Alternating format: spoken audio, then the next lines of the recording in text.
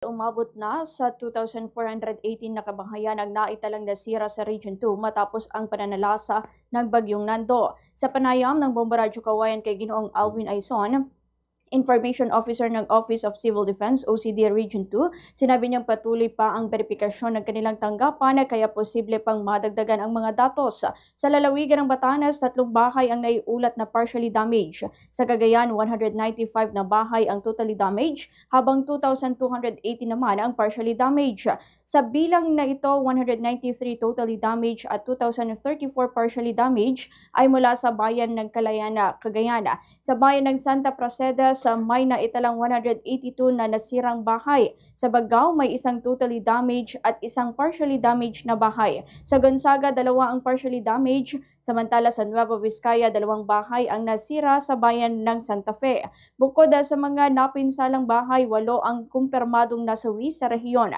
Isa ang namatay sa Calayan, Cagayan matapos gumuho ang isang bahay sa Babuyan, Claro. 7 mangingisda naman ang nasawi matapos lumubog ang isang bangka sa karagatan ng San Vicente, Santa Ana, Cagayan. 6 sa kanilang mga kasamahan ang ligtas na na-rescue ng mga otoridad. Ayon kay Aizon, hinihintay pa nila ang opisyal na report mula sa Philippine Coast Guard o PCG kaugnay sa isinagawang rescue operation. Patuloy ang ginagawang monitoring at damage assessment ng OCD sa tulong ng mga lokal na pamahalaan. Ganito ang bahagi ng pahayag ni Ginoong Alvin Aizon.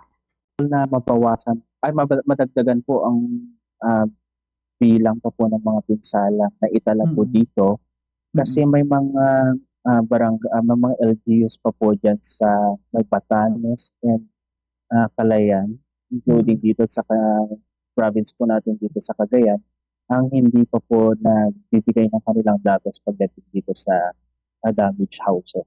Ongoing pa po yung kanilang or data or yung rapid disaster needs assessment na sinasagawa po dito sa kanilang respective LGUs.